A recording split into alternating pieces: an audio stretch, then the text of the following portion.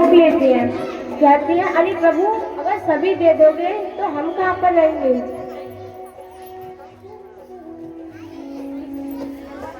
तो ऐसे रुक्मणी जी समझाते हैं। अब सुदामा जी कहते हैं अरे अब सुदामा जी जैसे ही अपने घर पे जाते हैं तो वे देखते हैं उनका बड़ा सुंदर महल बना हुआ है, उसमें से उनकी पत्नी निकलती है और वो देखती हैं। तो सुदामा जी सोचते हैं कि मैं रास्ता भटक गया हूँ शायद।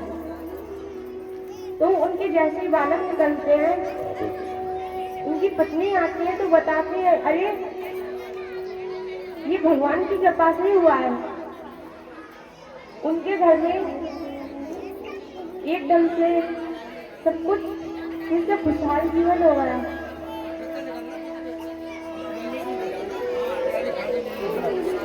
और जैसा मैंने बताया आपको कि भगवान जी का पहला विवाह रुक्मणी जी के साथ होता है, दूसरा विवाह जामवंती जी के साथ होता है। और अब भगवान वो समयंतक मणि जैसे ही लेने जाते हैं सत्यभामा को, तो वे राजा अब भगवान से माफी मांग रहा है। अरे मुझे माफ कर दो। भगवान कहते हैं मैंने तुम्हें माफ कर दिया। तो सत्यभामा बोलता है अरे ऐसे कैसे माफ कर दूं। सत्यभामा बोलता है अभी मुझे मेरी माफी नहीं मिली, अभी आपको मेरी बेटी सत्यवती भी राजा होते हैं, तो वे कहते हैं अभी आपको मेरी बेटी सत्यभामा के साथ विवाह करना पड़ेगा। भगवान कहते हैं कि आज जो भी मिला वो मेरे विवाह क्यों करा रहा है। तो सत्यवती राजा कहते हैं अरे अगर आपने मेरी बेटी से विवाह कर लिया तो मैं मान लूंगा कि आपने मुझे क्षमा कर दिया, क्योंकि भगवान के कितने विवाह होते हैं बताइए, कितने विवाह होते हैं भगवान के? 16,108। बिल्कुल सही जवाब दिया इन्होंने। एक बार इनके लिए जोरदार तालियां। तो ऐसे भगवान का विवाह जामवंती, सत्यभामा, कालेश्वरी, सत्या, श्रुति और लक्ष्यभाग के साथ इनके 8 विवाह होते हैं। अब भगवान के आगे के विवाह तो कुछ रह गए जो भगवान के यहाँ पर जगह ना है, यहाँ पर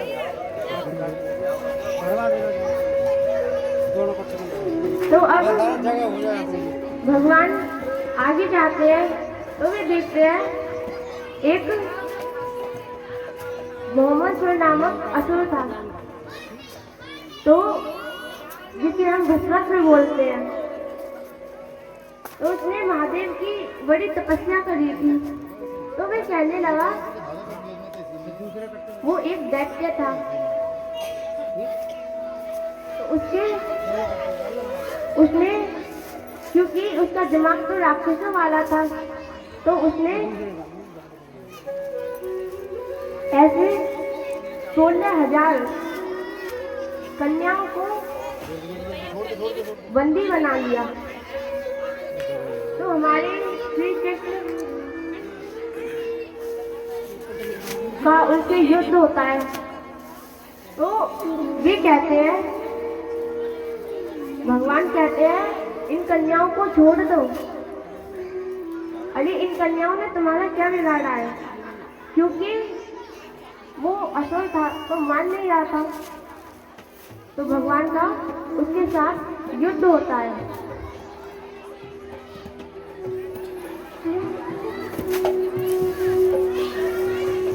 तो भगवान का उसके साथ युद्ध होता है। तो ऐसे भगवान भस्मासुर को मृत्यु दंड देते हैं।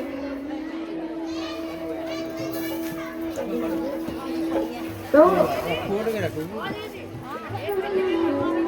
अभी जो छोटी छोटी कन्याएं होती हैं जो वो बंद गृह में उसने बंदी बना रखा था, तो वे सब कन्या भगवान से विनती करते हैं कि इस असुर ने हमें कैद में रखा, अरे हमें कोई अपनाएगा नहीं, तो प्रभु आप हमारे साथ विवाह कर लो। तो यहाँ पे भगवान कहते हैं, पहले भगवान हमें समझाते हैं, तो वे कन्याएं कहती हैं कि हम इस असुर की कैद में बहुत समय से हैं, तो हमें कोई अपनाएगा नहीं प्रभु, तो आप ही हमें अपना लो। तो ऐसे भगवान उन 16,000 कन्याओं को अपनाते हैं, और बाकी की जो मैंने आपको 8 विवाहों के नाम बताए थे,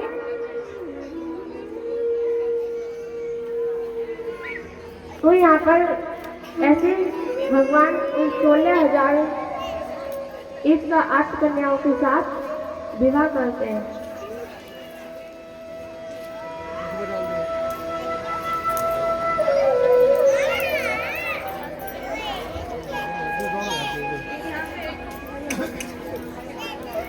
अब यहाँ पर भगवान का एक महाभारत का प्रसंग है, जिसमें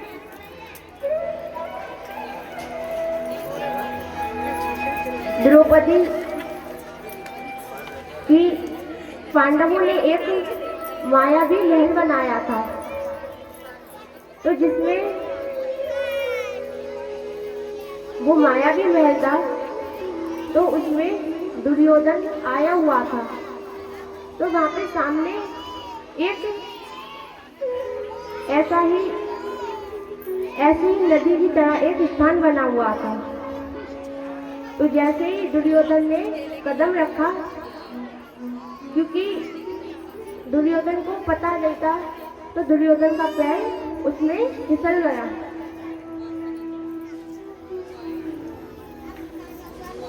दुर्योधन जैसे ही गिरा, तो द्रौपदी जी ने बोला, अरे अंधों के पुत्र अंधे ही होते हैं।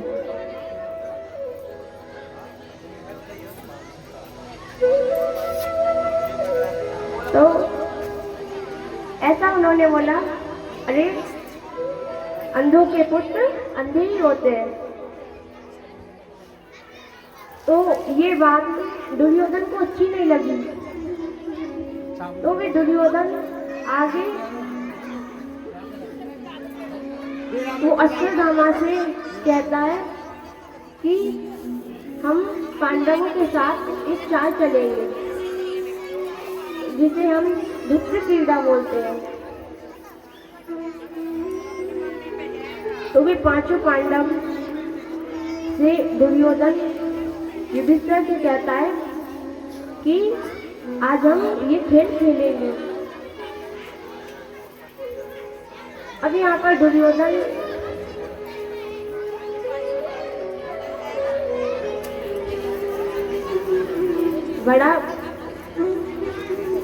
दुर्योधन कहता है, अरे तो वो लोग वो दुष्ट क्रीड़ा करते हैं। तो यहाँ पर जैसे ही वो बाजी चलते हैं,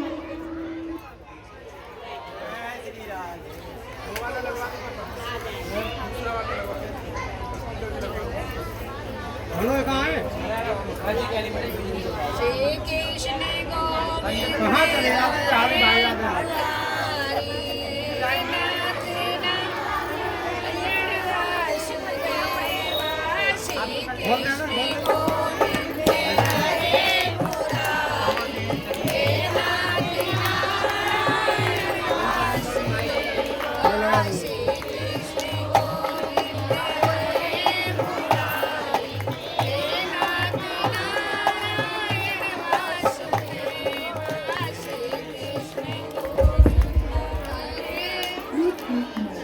एक बार सब बोलेंगे, कृष्ण कन्हैया लाल की जय जय। तो यहाँ पर पांडव बाजी हार जाते हैं।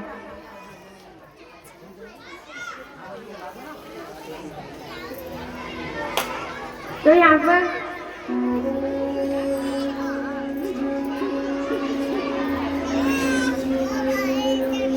वो दुर्योधन युधिष्ठिर से चाल चलता है, तो बेचारे सबके सब अपनी बाजी हार जाते हैं। अब पांडवों के पास लगाने को कुछ नहीं रहा, तो दुर्योधन ने कहा, अरे अभी तो तुम्हारे पास बहुत कुछ है। तो वो कहते हैं, अपनी पत्नी को लगा दो। तो युधिष्ठिर उस वक्त बड़े गुस्से में थे, वो किसी की ना सुनते हुए उस आखिरी बाजी पे द्रौपदी को लगा देते हैं। और द्रौपदी किस्मत से वो बाजी भी हार जाते हैं। तो वे देखते हैं कि वो द्रौपदी को हार जाते हैं। उसी वक्त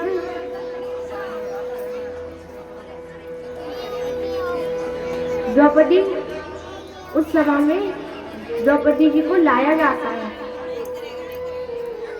और जिस वक्त द्रौपदी जी को लाया गया था तो उस वक्त वो रज्ज्वलावस्था में थी। तो द्रौपदी जी कह रही थी, मैं इस अवस्था में नहीं निकल सकती। तो उनकी एक ना चलते हुए दुर्योधन के पास उन्हें लाया जाता है, और उस सभा में जितने भी लोग बैठे होते हैं, द्रौपदी जी की एक ना सुनते हुए उनके साथ उनका चीरहरण होता है। लेकिन द्रौपदी जी श्री कृष्ण को अपना भाई मानती थी। तो द्रौपदी जी उस वक्त तो चिल्लाती नहीं, अरे मुझे बचाओ, अपने बड़ों से कहती है, अपने परिवार से कहती है, लेकिन उस वक्त उनकी कोई भी नहीं सुनता है। तो द्रौपदी जी उधर कहती है, मुझे बचाओ, और वो एक हाथ से अपना साड़ी का पल्ला पकड़ी रहती है। अब वो भगवान को याद करती है, हे दीनानाथ, हे परमेश्वर, मेरी रक्षा करो, मेरी रक्षा करो, मेरी रक्षा करो। तो ठाकुर जी ऐसी लीला खेलते हैं कि उनके हाथ से जो द्रौपदी जी की साड़ी होती है वो बहुत बड़ी हो जाती है।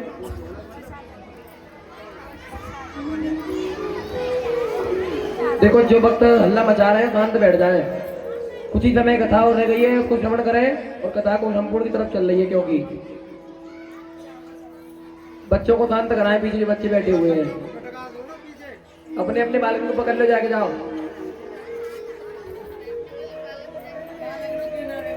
अगर न मानोगे तो सवरने अलीगढ़ भर के ले जाऊंगा। तुम्हारे बाल को यहाँ से बोगा भी तो दामाजी ले जाके बेटा रख के पहले में।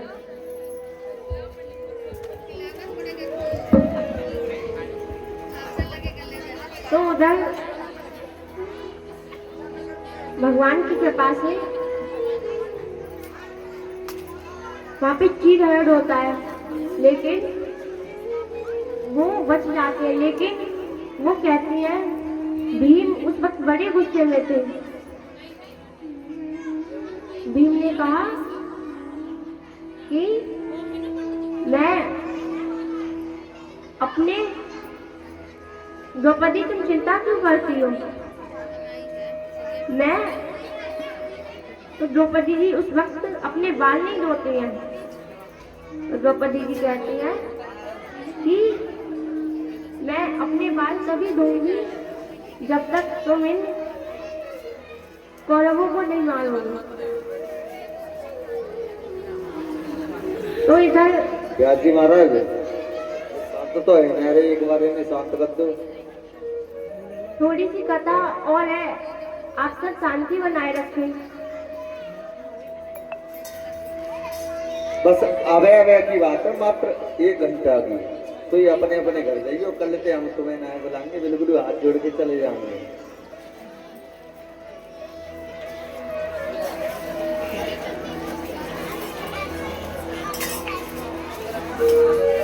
तो इधर जरासंध कहते हैं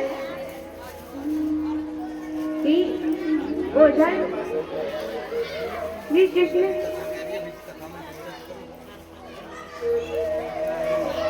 से पांडवों की मुलाकात होती है। तो वे कहते हैं, तो दुर्योधन चाहता है कि भगवान उनकी तरफ आ जाए, लेकिन अरे साउंड वाले भैया, इन बच्चों को शांत करो बाहर। मनोज, थोड़ा बच्चों पे ध्यान दें आप। यहाँ तो कोई सरकारी कर्मचारी ऐसा है नहीं जो यहाँ रुक सके। तुम्हें एक सरकारी कर्मचारी हो जो रुक सके तो आंगनबाड़ी खुलवा यहाँ पे। भागवत आंगनबाड़ी सरकारी कर्मचारी हो एक। यहाँ खुलवाओ, सरकारी आंगनबाड़ी है, बाल करना मिलता है, बात बोलने की।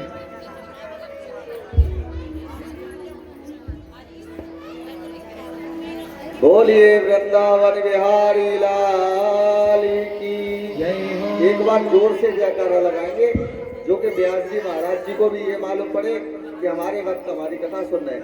बोलिए गोविंद भगवान की जय। अब जितनी ताकत थी उतनी लग गई, अब चुप रह जाए।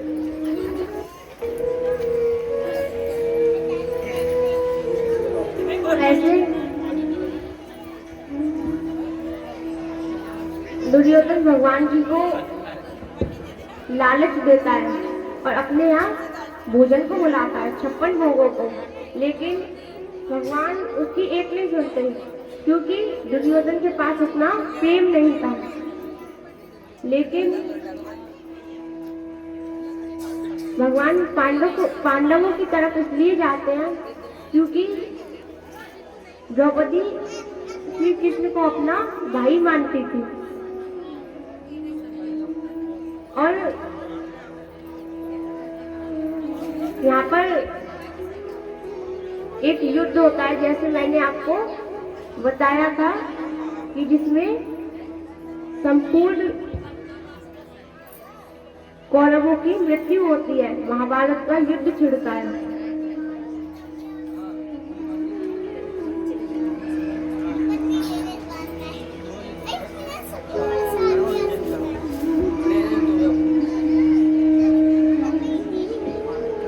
तो यहाँ पर भगवान अर्जुन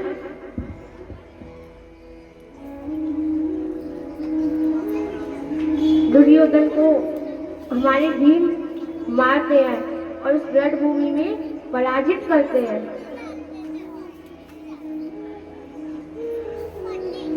तो ऐसे संपूर्ण कौरवों का विनाश होता है और कौरवों की हार होती है और पांडवों की जीत, कि अधर्म की हार और धर्म की जीत।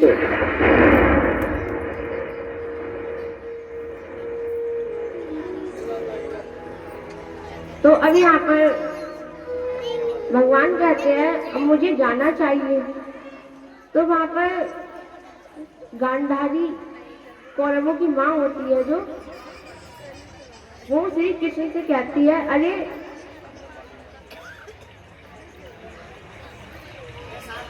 गांधारी भगवान से कहती है, अरे प्रभु आप चाहते हैं तो कुछ नहीं होता, लेकिन तुमने ये गलत किया कि तुमने कौरवों को मार दिया।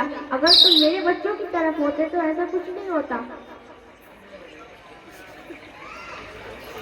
तो यहाँ पर क्योंकि वो एक माँ थी और माँ का दिल पवित्र होता है, तो वो भगवान से उस वक्त कहती है, गांधारी माँ कहती है कि मैं तुम्हें श्राप देती हूँ। ठाकुर जी से कहती है कि मैं तुम्हें श्राप देती हूँ कि जिस प्रकार मेरे वंश में कोई भी मुझे पानी देने वाला नहीं है, उसी प्रकार तुम्हारे वंश में भी कोई नहीं होगा, एक एक की मृत्यु हो जाएगी। और गांधारी भगवान को ऐसा श्राप देती है।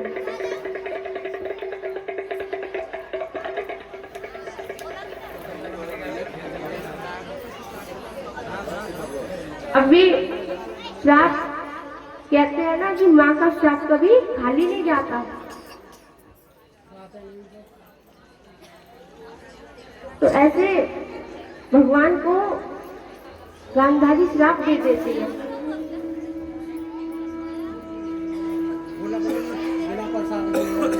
हेलो, एक बात ध्यान दें, अभी कथा में समापन होने में मात्र आधा घंटे की देरी है।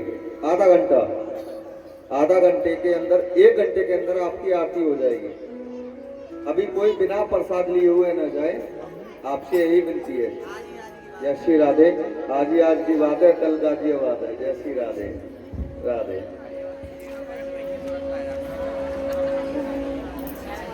तो ऐसे भगवान को श्राप मिल जाता है। अब उनके विवाह जैसा मैंने बताया आपको 16,108 कन्याओं के साथ होता है। और देखो, जा रहे हो तो चले जाओ, कोई बात ना है। भगवान प्रसाद तुम पे तो खुद ले लेंगे, तुम लेके मत जाइए।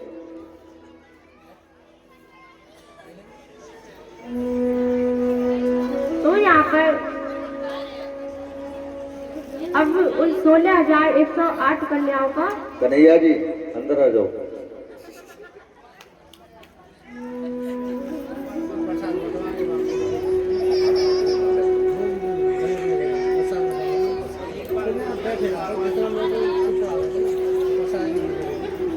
तो यहाँ पर ऐसे भगवान को श्राप मिलता है। तो उन्हीं के वंश में उनके पुत्र पौत्र आदि होते हैं। अब हमारे यहाँ पर ठाकुर जी वो श्राप मिल चुका है, और जो भी उनके इस वंश में होते हैं उनका बेटा, भगवान का बेटा अनिरुद्ध, बाणासुर की बेटी उषा के साथ उसका विवाह होता है।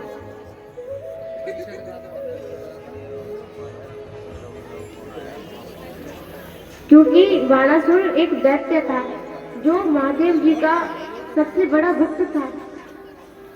तो वे इधर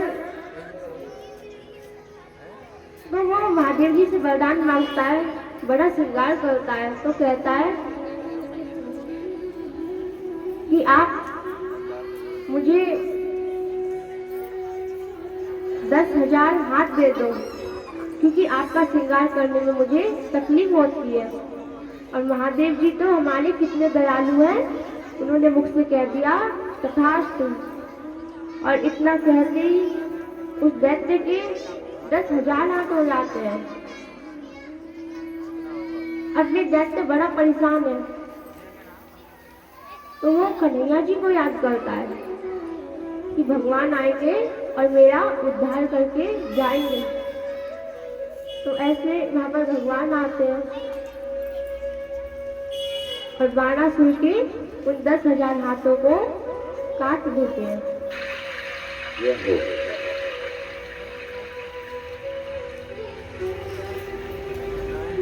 अब यहाँ पर उस बाणासुर की बेटी उषा होती है।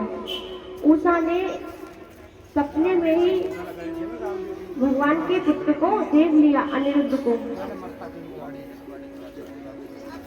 तो उषा कहती है कि मुझे विवाह करना है भगवान के, कि मुझे विवाह करना है भगवान के पुत्र से, जो जिसका नाम अनिरुद्ध होता है। तो ऐसे उन दोनों का विवाह होता है। अब जैसे गांधारी ने श्राप दिया था, तो वो श्राप अपना असर दिखा रहा है।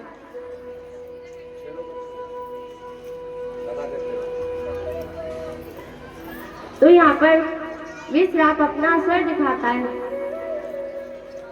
तो यहाँ पर भगवान के जो पुत्र अनिरुद्ध होते हैं, उनके बेटे तो वो कुछ संतों के पास जाते हैं गर्भवती स्त्री का भेष बनाकर। गर्भवती स्त्री का भेष बना के जाते हैं। तो संत से कहते हैं, भेष बनाकर एक गोपी का भेष बनाते हैं और कहते हैं कि हमारे गर्भ में क्या है। तो संत महाराज समझ जाते हैं कि ये कोई मजाक कर रहे हैं, लेकिन भगवान वैसे भी अकेले आए थे तो उन्हें अकेले ही जाना था। तो वे कहते हैं,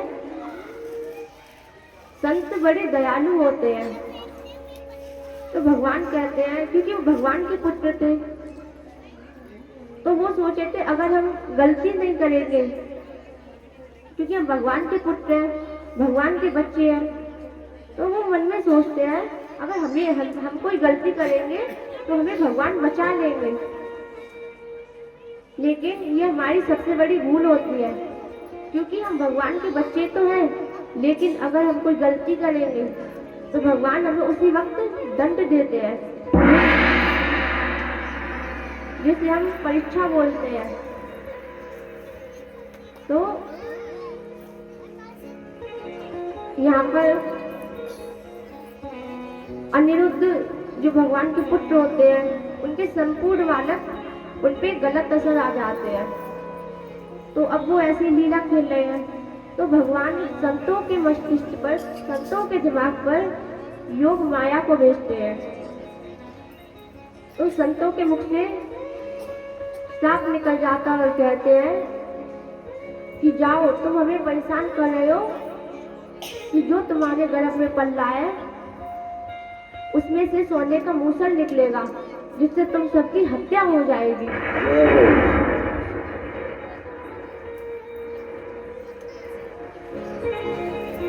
तो ऐसे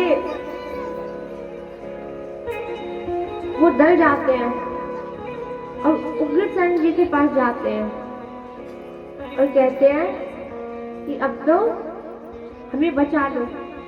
तो जैसे वो बालक एक पेड़ के पीछे जाकर कपड़ों को हटाता है, तो वहां पर साक्षात लोहे का मूसल होता है।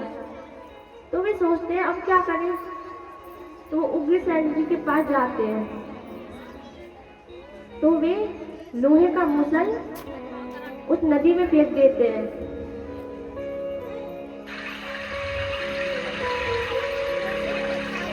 तो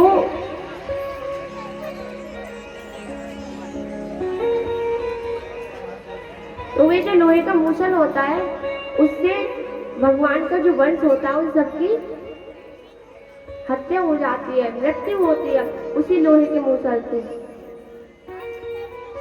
अब सिर्फ और सिर्फ भगवान बच जाते हैं।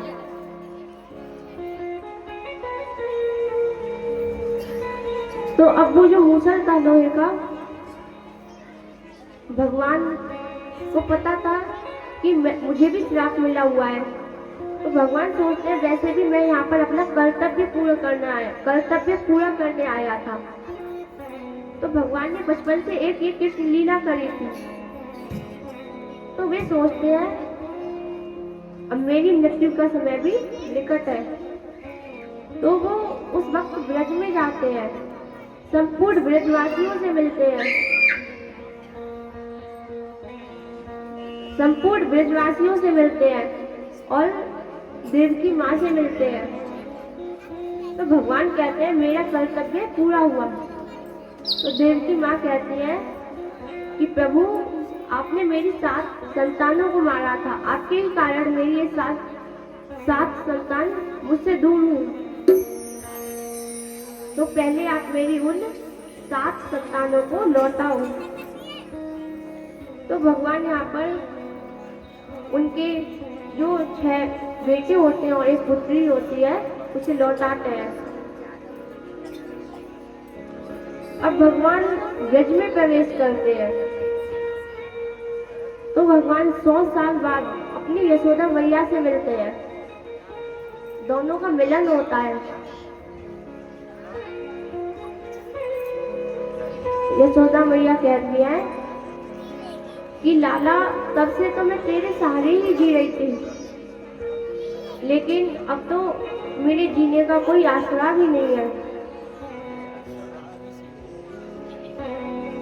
तो वे भगवान से कहते हैं, अरे भगवान मैया से कहते हैं, मैया मैं किसी के लिए भी भगवान हूँ, लेकिन मैया मैं तेरे लिए भगवान नहीं हो सकता, मैं तो तुम्हारा लाला ही हूँ ना। तो ऐसे भगवान का मिलन होता है उन गोपियों से। तो भगवान कहते हैं कि मैं कृष्ण रूप में सभी भक्तों के बीच में बैठा हूँ, तुम चिंता मत करो। तो ऐसा बताया जाता है कि वृंदावन में आज भी भगवान वास करते हैं, और यहाँ पर श्रीमद् भागवत हो रही है, तो क्या पता यहाँ पर भी साक्षात लड्डू गोपाल जी के भेष में श्री कृष्ण बैठे हुए हो, क्योंकि जहाँ भी श्रीमद् भागवत होती है वहाँ पर संपूर्ण भगवान वास करते हैं।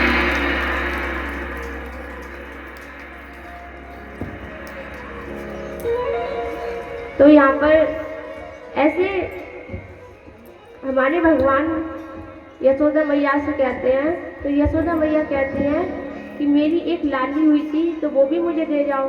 तो भगवान अपनी कृपा से उस लाली को भी देते हैं। अब भगवान कहते हैं अब मेरी मृत्यु का निकट समय है, आ गया है। तो भगवान उस वक्त एक पेड़ के नीचे छुपके से जाकर बैठ जाते हैं। तो वहां पर भी देखते हैं तो भगवान एक मणि पहनते थे पैरों में, तो वो चमक रही थी। तो वहां पे एक शिकारी आता है शिकार खेलने के लिए, तो वे उसे हिरण की आंख समझते हुए वो भगवान पर तीर चला देता है। तो वे भगवान के पैरों में जाकर लगता है, और जो वो शिकारी था जिसने तीर चलाया था वो कौन था? पिछले जन्म में बाली था। भगवान ने उसको बाली को पीछे से मारा था। तो ऐसे भगवान को देखता है शिकारी, तो कहता है अरे भगवान मेरे कारण मरेंगे। भगवान कहते हैं कि मैं तुम्हारे कारण नहीं मरा, ये मुझे करवाना था, क्योंकि मैं किसी का भी कर्ज लेके ऊपर नहीं जाता। क्योंकि मैंने जब तुम पिछले जन्म में मैंने तुम्हें पीछे से मारा था, और इस जन्म में मुझे पता भी नहीं था, और तुम आए और तुमने भी पीछे से अपना तीर चला दिया। ऐसे भगवान उसे समझाते हैं, क्योंकि हम लोग सोचते हैं कि हमने दान किया, लेकिन हम जितना दान करते हैं भगवान उसका हमें बहुत कुछ देते हैं, क्योंकि दान कभी खाली नहीं जाता। और जितने भी भक्तों ने दान दिया है, शायद मुझे लगता है भगवान की कृपा उन सब भक्तों पर रहेगी, और जितने भी लोग पधारे हुए हैं उन सभी पर भगवान की कृपा रहेगी। तो ऐसे ही भगवान कहते हैं कि मैं किसी का कर्ज लेके नहीं जाता। अगर कोई भगवान को श्रद्धा से 1 रुपया भी चढ़ा दे तो भगवान उसकी संपूर्ण मनोकामना पूरी करते हैं, क्योंकि सबसे बड़ा भाव है श्रद्धा भाव। क्योंकि भगवान दयालु होते हैं, अपने भक्तों पर हमेशा दया करते हैं। तो ऐसे भगवान की मृत्यु होती है। अब सुखदेव जी ये सब राजा परीक्षित को बता रहे हैं, और सुखदेव जी कहते हैं कि अभी भी तुम्हारे मन में कोई शंका है क्या? क्योंकि वो अपने परीक्षित को ये कथा सुना रहे होते हैं। तो वो कहते हैं क्या अभी भी तुम्हारे मन में कोई सवाल है? तो सुखदेव जी से राजा परीक्षित बोलते हैं कि अब मेरे मन में कोई सवाल नहीं रहा, अब तो मेरी मृत्यु जितनी भी जल्दी आ जाए मुझे कोई डर नहीं है। क्योंकि बताया जाता है, क्योंकि उनको अत्रि नामक ऋषि ने श्राप दिया था, उनके बेटे ने श्राप दिया था कि तुम्हारी 7 दिनों में मृत्यु हो जाएगी। तो हमारे सुखदेव मुनि ऐसे हैं कि उन्होंने 7 दिनों में ही परीक्षित को भगवान से मिलवा दिया था। तो जब परीक्षित से पूछा सुखदेव जी ने कि अभी भी तुम्हें अपनी मृत्यु से कोई डर लग रहा है, उन्होंने कहा अब तो मेरे मन में कोई शंका नहीं है, क्योंकि अब तो मुझे भगवान मिल जाएंगे। तो सुखदेव जी कहते हैं कि तुम प्रसाद बांट लो। तो सुखदेव जी कहते हैं मेरा तो संपूर्ण कार्य हो गया। तो सुखदेव जी वहां पर सब भक्तों में प्रसाद बांटते हैं। और कौन कौन चाहता है कि सुखदेव जी मुनि जैसे गुरु सबको मिले? हाथ उठाइए। जय हो। आइए एक बार हम अपने गुरुओं को याद करते हुए कहेंगे, गुरुर्ब्रह्मा गुरुर्विष्णु गुरुर्देवो महेश्वरा गुरुर्साक्षात् परब्रह्मा तस्मै श्री गुरुवे नमः। तो ऐसे सुखदेव जी उन्हें ये कथा सुनाकर वहां से जाते हैं। और अब एक फल राजा परीक्षित को दिया जाता है। तो जैसा उन्हें श्राप मिला था कि तक्षक के धस जाने से उनकी मृत्यु हो जाएगी, तो उस सेब में एक छोटा सा तक्षक नाम का सांप निकलता है।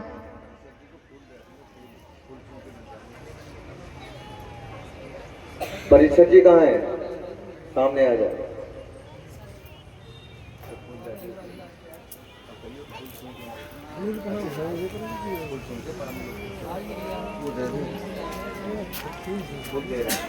हाँ जी।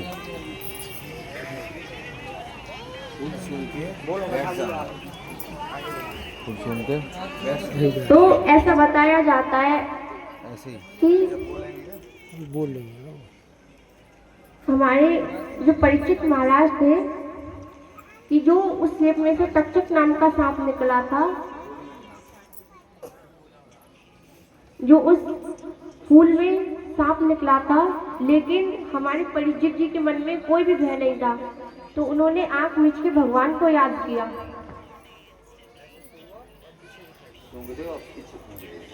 और बैठ जाइए। बोलिए परीक्षित महाराज की जय। जब आ जाए। तो ऐसा बताया जाता है कि हमारे परीक्षित महाराज जी पहले ही भगवान में लीन हो गए थे। तो उस सांप ने मरे हुए शरीर को धंसा था, क्योंकि हमारे जो परीक्षित महाराज थे वो भगवान में लीन हो गए थे। ऐसी हमारे गुरुओं की महिमा होती है। सुखदेव जी महाराज ने 7 दिनों में भगवान से मिलवा दिया था। तो ऐसे परीक्षित जी की मृत्यु होती है। और जो लोग श्रीमद् भागवत का पाठ सुनते हैं अथवा करवाते हैं, तो भगवान उनकी संपूर्ण मन की इच्छाओं को पूरा करते हैं। तो एक बार सब बोलेंगे, ऐसे यहाँ पर कथा समाप्त होती है। बोलिए वृंदावन बिहारी लाल की जय। और आप सबने ये कथा सुनी, एक बार आप सब लोग अपने लिए तालियां बजाएं। अब एक बार व्यास जी महाराज के लिए बजाएं। जोर से बजाएं, जोर से आवाज आए। क्या बात है। और जितनी भी हमारी म्यूजिक टीम आई हुई है, उन्होंने हमारा बहुत साथ दिया। तो आप सब एक बार उनके लिए जोरदार तालियां बजाएं। एक बार सब जोर से जयकारा लगाएंगे। कृष्ण कन्हैया लाल की, भक्त वत्सल्य भगवान की, श्रीमद् भागवत पुराण की, सामरिया सेठ की, कृष्ण कन्हैया लाल की। जय जय श्री राधे, जय जय श्री राधे, जय जय जय जय श्री राधे।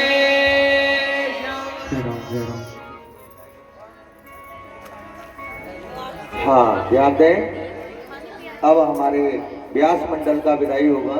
ध्यान देंगे सभी लोग। साहब जी से अनुरोध करूंगा।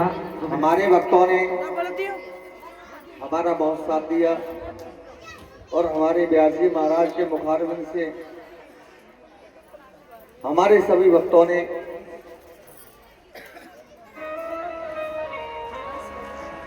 स्वप्न दान लिया। और मैं ये कहूंगा कि शायद हो सकता है तो मैं ही ना आऊं, शायद साइज पर कोई और भी आए, लेकिन मेरे व्यास जी महाराज को हमेशा दर्शन देते रहें और दर्शन लेते रहें। मेरा यही कहना रहेगा, क्योंकि 7 दिन तक हमने आप लोगों का साथ निभाया शास्त्री मंडल ने, और हम निभाते रहेंगे। और हम यही कहेंगे कि हे प्रभु, इन काली मैया के दर्शन करने वाली मैया को दर्शन देते रहें और दर्शन लेते रहें। एक बार बोलेंगे बोल काली मैया की जय। आइए एक बार सब बोलेंगे जयकारा शेरा वाली दा। बोल साचे दरबार की। आइए विदाई गीत। एक बड़ा सुंदर सा भजन, उसके बाद हमारा विदाई गीत। तो माँ की कृपा से ये संपूर्ण कार्य सिद्ध हुआ, तो उन माँ के लिए एक भजन गाना चाहती हूँ मैं सब। अगर कोई इन 7 दिनों में मुझसे भूल चूक हुई हो तो अपनी बच्ची समझकर आप सब मुझे क्षमा दान कर देना, क्योंकि ये मेरी पहली श्रीमद् भागवत कथा थी और मैं छोटी सी बच्ची आप सबकी, और अगर इन 7 दिनों में कोई भूल चूक हो गई हो तो अपनी इस बच्ची को क्षमा कर देना। और बाकी जितनी भी हमारी माताएं बहन बैठी हैं उन सब ने मेरा बड़ा साथ दिया, और कहते हैं सबसे बड़ी माँ हमारी जगदम्बा है, हमारी महामाई है। उन्होंने इस कार्य को सिद्ध करने में सब पर अपनी कृपा बरसाई, और जितने भी भक्त लोगों ने इस कार्य में मदद करी उन सब पर महामाई हमेशा अपनी कृपा बनाए रखे। एक बार सब बोलो, बोलो शेरों वाली मैया की, काली मैया की जयकारा, बोल साचे दरबार की, सचिया जोता वाली माता तेरी।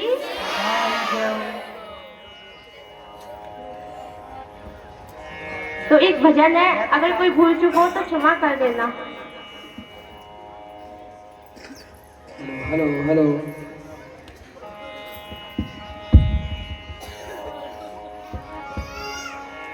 करोगे जो सवाल तो जवाब मिलेगा, यहाँ पुण्य और पाप का हिसाब मिलेगा।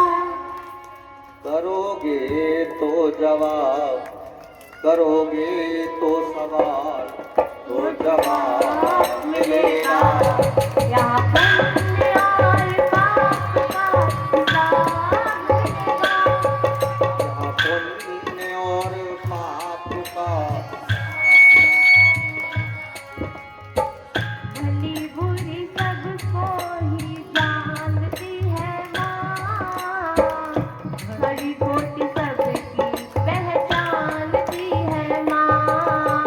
सारी कोटि सबकी पहचानती है माँ। श्रद्धा से सिर को झुका के देखिए, अरे श्रद्धा से सिर को झुका के देखिए। बोलती है मूर्ति बोला के देखिए, अजी बोलती है मूर्ति बुला के देखिए। अजी बोलती है मूर्ति बोला के देखिए, अजी बोलती है मूर्ति बुला के देखिए। तालियां बजाते हुए। बोलती है मूर्ति बुला के देखिए। बोलती है मूर्ति बुला के देखिए।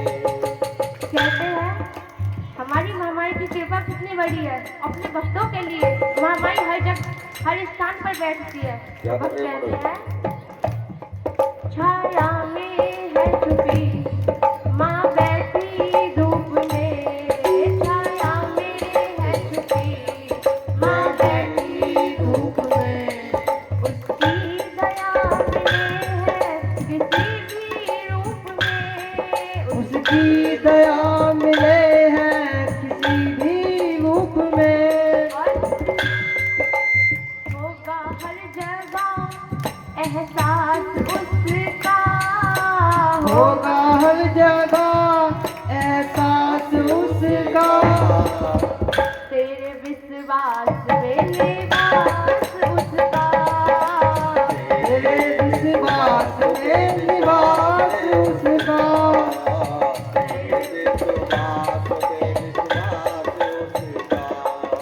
कहते हैं एक बार दिल से बुला के देखिए, एक बार दिल से बुला के देखिए, बोलती है मूर्ति, अरे बोलती है मूर्ति। बोला के देखिए। एक बार जितने भी भक्त हैं मेरे पीछे गाएंगे, बोलती है मूर्ति, अजी बोलती है मूर्ति, अजी बोलती है मूर्ति, बुला के देखिए, बोलती है मूर्ति, बुला के देखिए, बोलती है मूर्ति, बुला के देखिए। बोलती है मूर्ति, बुला के देखिए। हमारी माँ इतनी बोली है कि जितने भी माँ के लाडले बैठे हैं तो माँ कहती हैं सारा जग करता वड्याई, सारा जग करता वड्याई, मैं लाड तेरो बाई का। सारा जग करता बंडियाई, सारा जग करता बंडियाई, मैं लाडला तेरा वाली का,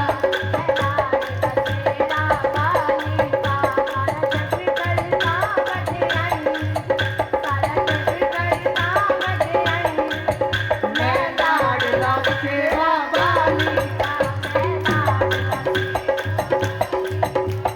तालियां बजाते होंगे, तालियों की आवाज बड़ी कम आ रही है।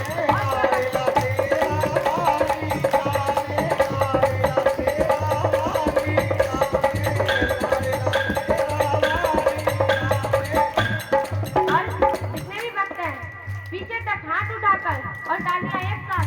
जय हो। और हमारी आवाज और कहते हैं हमारी मामा कैसी है तो ऐना देती सुख मांगे रामा केड़ा केड़ा माँ, अन्ना देती सुख मागी नामा केड़ा केड़ा माँ, ऐना देती सुख मांगे रामा केड़ा केड़ा माँ, अन्ना देती सुख मागी नामा केड़ा केड़ा माँ। हर किसका काम पूरा अरे असली मेरा काम, काम पूरा अरे असली मेरा काम, हर किसका काम पूरा अरे असली मेरा काम, पूरा अरे असली मेरा काम। और मेरी किस्मत माँ चमकाई, मेरी किस्मत माँ चमकाई, मेरी किस्मत माँ चमकाई। मेरी किस्मत माँ चमकाई। और कौन कौन माँ का लाडला जरा हाथ उठाइए तो मैं लाडला तेरा, मैं लाडला तेरा तेरा वाली का जितने भी भक्त हैं वो लोग गाएंगे मैं लाडला, मैं लाडला, मैं लाडला मैया रानी का, मैं लाडला, सारा दिन करता बटियाई, सारा जग करता बंडियाई, मैं लाडला तेरा भाई, मैं लाडला तेरा वाली का, मैं लाडला तेरा भाई।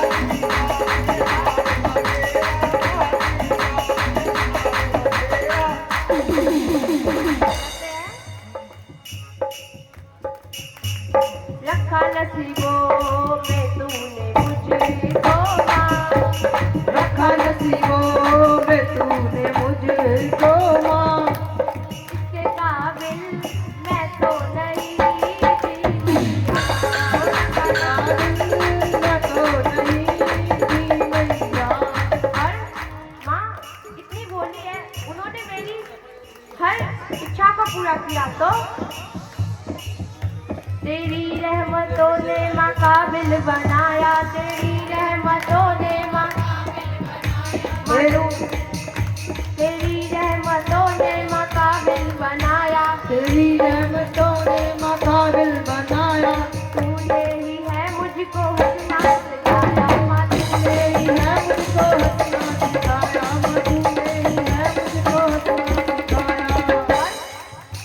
मेरा मुझ में क्या है माँ सब तूने दिया है, मेरा मुझ में सब तूने दिया है। और मेरी जितनी माएँ बैठी हैं और मेरी महामारी को मेरे मुख से तेरा शुक्रिया माँ, तेरा शुक्रिया, तेरा शुक्रिया माँ, तेरा शुक्रिया है, तेरा शुक्रिया माँ, तेरा शुक्रिया है, तेरा शुक्रिया माँ, तेरा शुक्रिया है, तेरा शुक्रिया माँ, तेरा शुक्रिया है, तेरा शुक्रिया माँ, तेरा शुक्रिया है। रखा नसीबों कि महामारी ने मेरे जीवन में कभी कोई ऐसी तकलीफ नहीं दी कि जिससे मैं महामारी को कुछ बुरा कहूँ। तो रखा नसीबों में तूने मुझको माँ, रखा नसीबों में तूने मुझको माँ, इसके काबिल मैं तो नहीं था भैया, मैं तो नहीं था भैया। मेरे सिर पे सदा माँ तेरा हाथ रहे, मेरे सिर पे सदा माँ तेरा हाथ रहे, मेरे सिर पे सदा माँ तेरा हाथ रहे, मेरे सिर पे सदा माँ तेरा हाथ रहे, मेरे पास रहे, हाँ भाई तू हमेशा मेरे पास रहे, तेरे भाई हमेशा मेरे पास रहे। तेरा भाई तू हमेशा मेरे पास रहे। इन 7 दिनों में आपके साथ मुझे बहुत अच्छा लगा। तो अब आप सब अपने घर और बाकी हम अपने घर। तो हम तो जाते अपने काम, सबको राम राम राम। हम तो जाते अपने काम, सबको राम राम राम, हम तो जाते अपने काम, सबको राम राम राम। हम तो जाते अपने काम, सबको राम राम राम, सबको राम राम राम।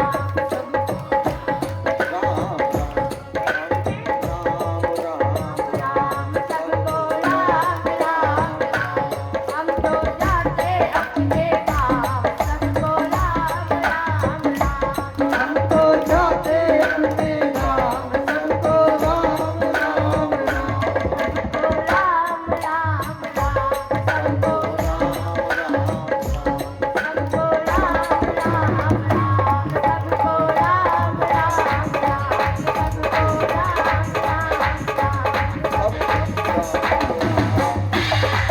राम राम राम। सबको राम राम राम। सबको राम राम राम। बोलिए गोविंद भगवान की सबको जय। मेरी तरफ से मैं हाथ जोड़कर राम राम। अब एक बार सब बोलेंगे, कृष्ण कन्हैया लाल की, जय बांके बिहारी लाल सरकार की, जय शेरा वाली मैया की, जय काली मैया की, जय, जयकारा शेरा वाली दा। बोल साचे दरबार की। तो अब अब सब देखो भैया